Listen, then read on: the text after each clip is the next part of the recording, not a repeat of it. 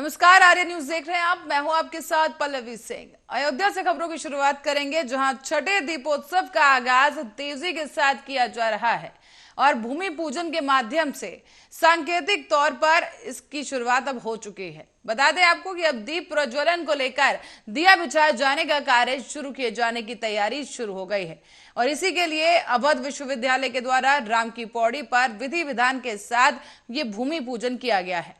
पूजन में अयोध्या के साधु संतों के साथ साथ अयोध्या के जनमानस भी शामिल हुए और दीपोत्सव को भव्यता देने के लिए अवध विश्वविद्यालय की तरफ से लगभग 16 लाख दीप जलाए जाने की तैयारी है। इसी को लेकर एक बार फिर से अयोध्या में दीपों का अपना खुद का एक नया रिकॉर्ड ये अयोध्या इस बार तोड़ने जा रहा है और Guinness book of world record में दोबारा अयोध्या को शामिल किया जाएगा। साथ ही साथ घाटों पर दिए बिछाने और जलाने के लिए जिल वॉलंटियर को लगाया जाएगा। उनके वस्त्र एक ही रंग के होंगे इस बार।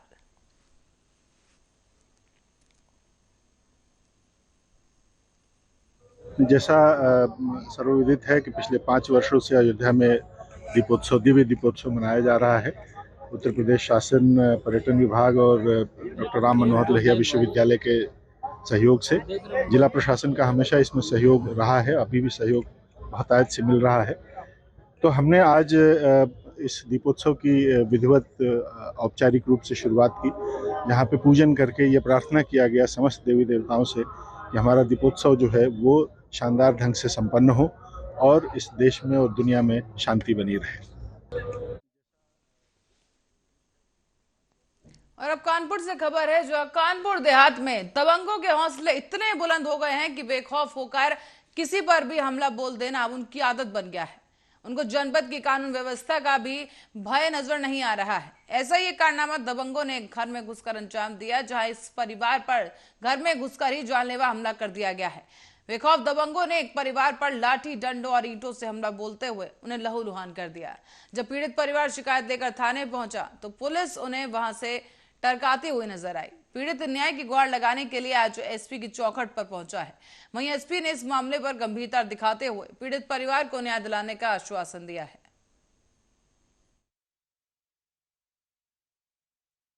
हमारे साथ हमारी बहन की गोद भराई थी 12 तारीख को, तो इन लोगों को पूछा नहीं, तो ये 13 तारीख को आकर सुबह गाली गलौज कर रहे थे। तो हम लोगों ने समझाया, गाँव वाले ने समझाया, राजीनामा हो गया, फिर बैठ गए अपने घर। हमारे भाई साहब लोग सो गए।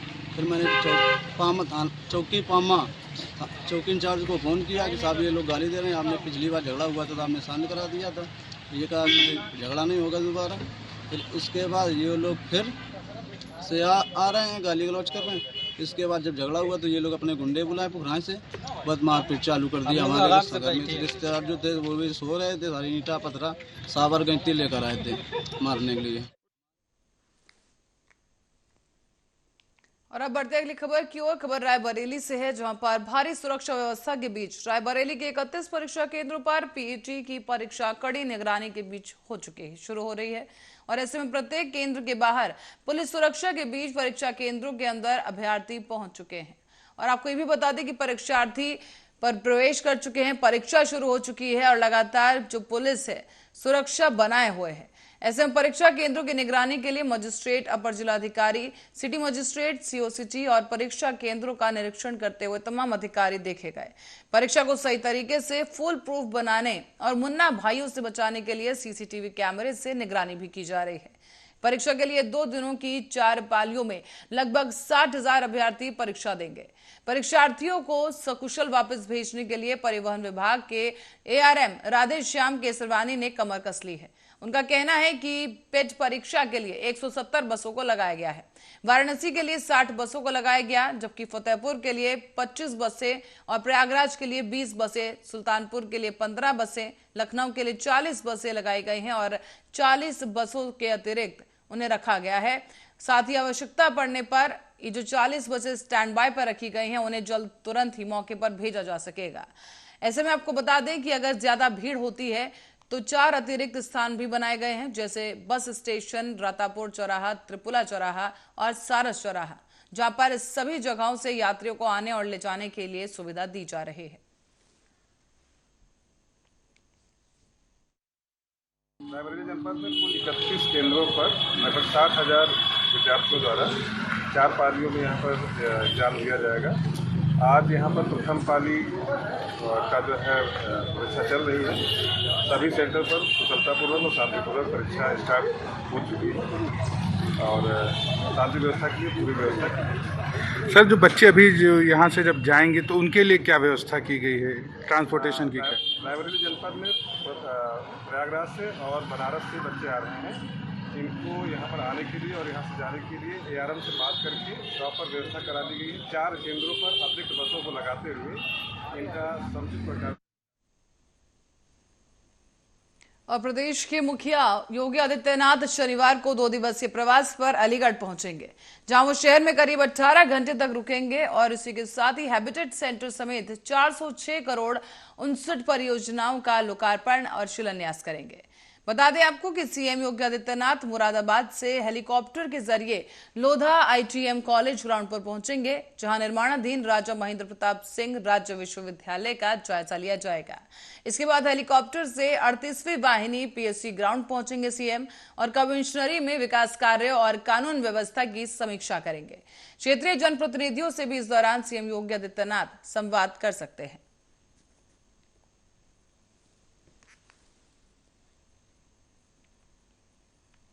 और खबर अब हरदोई से है, जहां आपको बता दें कि तेज रफ्तार का एक कहर लगातार जारी है और एक बार फिर से हरदोई से तेज रफ्तार के कहर का ऐसा ही एक मामला देखने को मिला।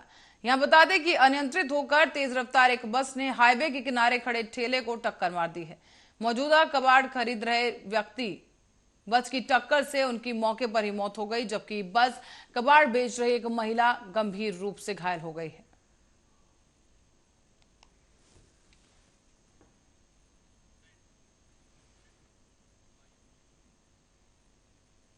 और खबर रायबरेली से सामने आई है, जहां भीषण सड़क हादसे में आधा दर्जन से अधिक लोग घायल हो गए हैं।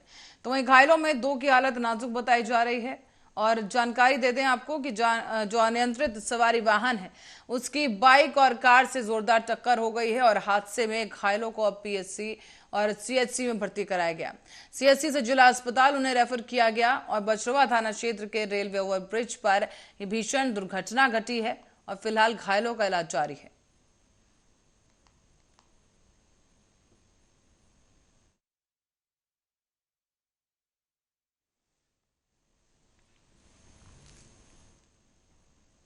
और रुक करते हैं औरंगाबाद की ओर, जहां से खबर है कि महाराष्ट्र नवनिर्माण सेना यानी मनसे विद्यार्थी सेना अध्यक्ष अमित राज ठाकरे ने पत्रकारों से बातचीत की।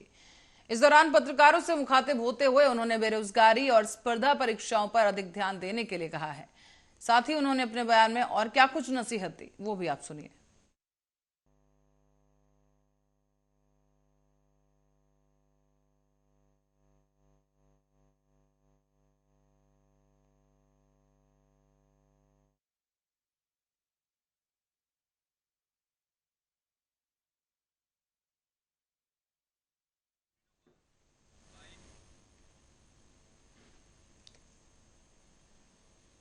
अब मुंबई से रुक करेंगे, जहां पर खबर है समता नगर पुलिस से जुड़ी, जहां पर वीजा के नाम पर युवती से ठगी करने वाले एक शख्स को गिरफ्तार कर लिया गया है।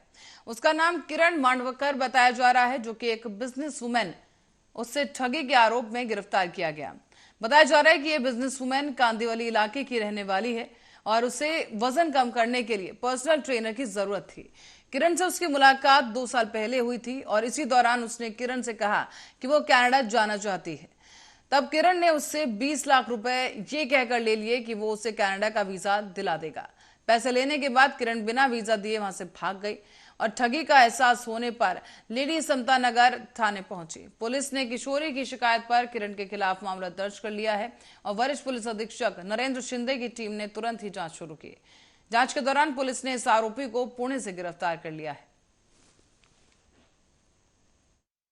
कांदिवली ईस्ट में एक लेडीज थी, महिला अनमैरिड, उनको जैसे कि ट्रेनिंग के लिए वेट कम करने के लिए स्पेशल वो ट्रेनर की ज़रूरत थी, तो उन्होंने हायर किया इनको हायर करने के बाद उन्होंने जैसा ट्रेनिंग देते देते उनका विश्वास संपादन किया। उसके बाद में उन्होंने जैसे कि चर्चा में ऐसा मालूम पड़ा कि उनको कैनेडियन वीज़ा की ज़रूरत है बाहर जाने के लिए वगैरह, जो लेडी थी उनको, तो उनसे उन्होंने वो बहाने 13 लाख रुपए लिए और जैसे कि वो प्रॉमिस किया था, वो ये वीज़ा भी नहीं आया, कैनेडियन वीज़ा भी नहीं आया। बाद में देर बाद में ऐसा मालूम पड़ा कि वो पैसे भी लौटा नहीं रहे, और बाद में अचानक एक दिन स्विच ऑफ करके मोबाइल वो लाइक ये हो गया, डिसअपीयर हो गया।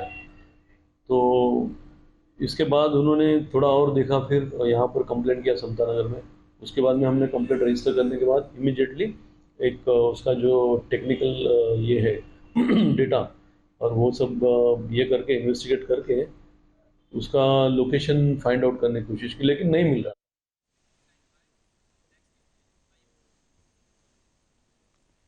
और महाराष्ट्र के ठाणे से खबर है, जहां शुक्रवार को ऑटो ड्राइवर ने एक कॉलेज स्टूडेंट के साथ छेड़छाड़ की है। जबरन उसे पहले ऑटो में बिठाने की कोशिश की गई और लड़की ने जब विरोध किया तो चलते ऑटो में 500 मीटर तक उसे घसीटता हुआ ले गया। पुलिस के मुताबिक 22 साल की ये लड़की कॉलेज की एक स्टूडेंट है और वो कॉलेज जा रही थी जिस दौरान ये हादसा हुआ है। इस दौरान रास्ते में खड़े इस ऑटो ड्राइवर ने इस लड़की पर पहले भद्दे कमेंट्स किए और लड़की ऑटो वाले को जब विरोध करने लगी तो उसने लड़की का हाथ पकड़ लिया और उससे छेड़छाड़ करने लगा। ये घटना शुक्रवार की बताई जा रही है और इसका वीडियो अब तेजी से वायरल हो रहा है। हालांकि ऑटो ड्राइवर लड़की का हाथ पकड़कर खींचता हुआ साफ नजर आ रहा है। जब लड़की ने खुद को छुड़ाने की कोशिश की तो ये ड्राइवर ऑटो चला देता है और लड़की 500 मीटर तक घसीटती हुई चली जाती है। लेकिन लड़की हार नहीं मानती और आखिरकार चीख पुकार सुनकर ये ऑटो वाला डर जाता है और लड़की को वहां छोड़कर ये वहां से फरार हो चुका है।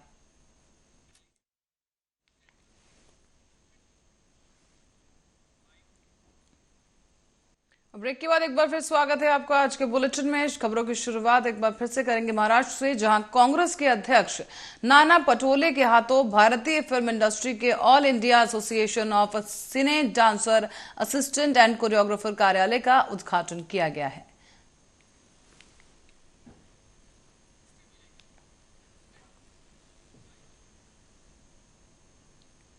और नासिक में सेना का सेंटर फॉर एयर ट्रेनिंग यानी कैट काम कर रहा है। यहां सेना के हेलीकॉप्टरों के लिए प्रशिक्षित किया जाता है और ये भारत का एकमात्र प्रमुख केंद्र है। वैसे में गौरतलब है कि इसी केंद्र को प्रेसिडेंट्स कल्चर का सर्वोच्च सम्मान भी मिल चुका है। लेकिन इस सेंटर में सीबीआई की टीम ने बड़ी कार्रवाई करते हुए भ्रष्टाचार के आरोप में एक मेजर और अभियंता को गिरफ्तार किया है। सीबीआई को शिकायत मिली थी कि कैच में कार्यरत मेजर हिमांशु मिश्रा और जूनियर इंजीनियर मिलिंद वाडिले दोनों ही एक ठेकेदार से नौकरी के लिए रिश्वत की मांग कर रहे हैं। इसके बाद सीबीआई की टीम ने जाल बिछाया और सीबीआई के टीम ने जो है भ्रष्टाचार निरोधक विभाग के साथ मिलकर पुलिस निरीक्षक रंजीत पांडे ने ये जानकारी भी दी कि इस सीबीआई जांच के दौरान रिश्वत लेने के आरोप में इन दोनों ही आरोपियों को गिरफ्तार कर लिया गया है। सीबीआयच्या ट्रॅपनुसार त्यांनी अँटी करप्शनमध्ये 2 व्यक्ती पकडलेल्या होत्या। त्यापैकी एक ज्युनियर इंजिनियर होते आणि एक एएमए होते। त्यापैकी ज्याच्या हातात आता ते त्यांनी सांगितलं की अमाऊंट मिळालं तो मिलिंद वाडिले म्हणून।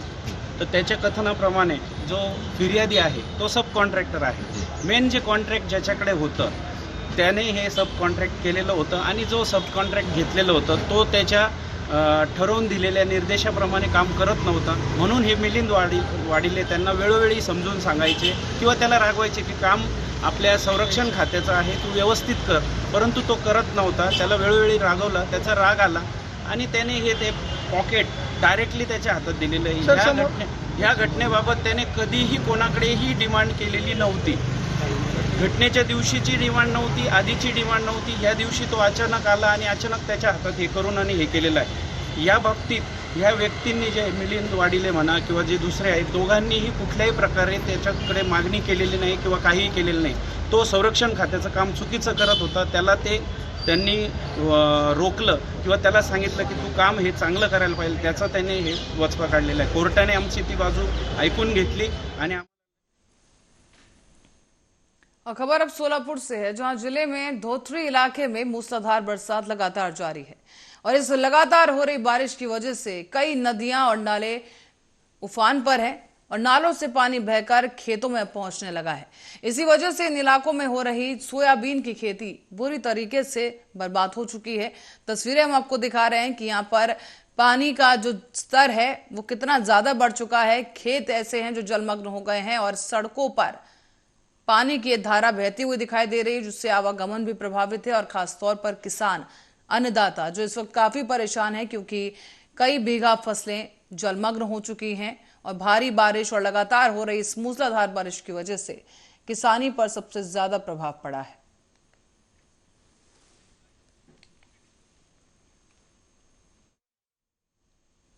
और सोलापुर जिले के अहिरेवाड़ी इलाके में स्थित मलप्पा कोल्हापुरे नामक स्कूल की दीवार पर एक नाग घूमता हुआ दिखा है। बता दें आपको, इस सांप के दीवार पर दिखने की वजह से स्कूल के छात्रों में दहशत का माहौल पैदा हो गया है। इसी के कारण स्कूली बच्चे काफी डरे हुए हैं। हालांकि स्कूल प्रशासन ने एक सर्प मित्र को बुलाकर इस सांप को पकड़वाया है, जिसके बाद इस सांप को किसी सुरक्षित स्थान पर छोड़ दिया गया।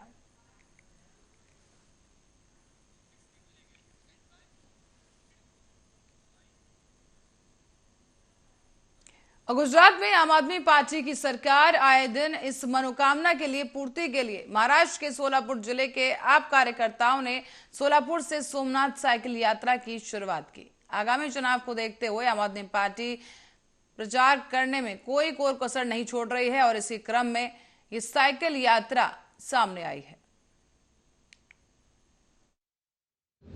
नमस्कार, मी निलेश श्रीनिवास संगेपाक, आम आदमी पार्टीचा एक सैनिक। आम्ही सोलापूरहून, मी आणि आम आदमी शेतकरी संघटना राज्य संघटक बाबासाहेब चव्हाण, आम्ही दोघेही सोलापूरहून गुजरातला श्री सोमनाथ मंदिरला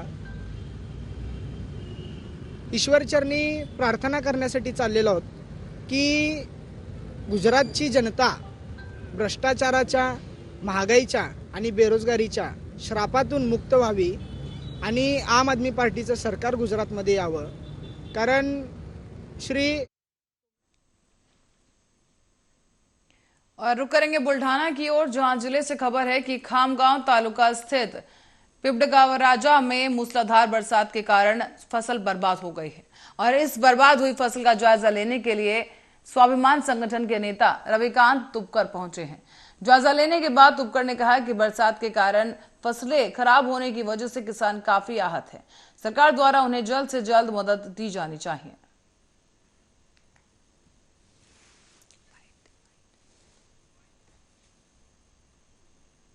और अमरावती से खबर सामने आ रही है, जहां मोजरी गांव में राष्ट्रीय संत तुगडोजी महाराज की 54वीं जयंती के अवसर पर पालिका यात्री निकाली गई है और ऐसे दौरान में पालकी निकाली गई और इसकी यात्रा काफी भव्य तरीके से निकाली गई है। तस्वीरें भी आपको दिखाते चलें, जहां पर पालकी यात्रा में भारी संख्या में लोग मौजूद रहे। इस कार्यक्रम के दौरान विधायक यशोमती ठाकुर ने इस पालकी को कंधा देने के साथ ही महिलाओं के साथ फुगड़ी भी खेली।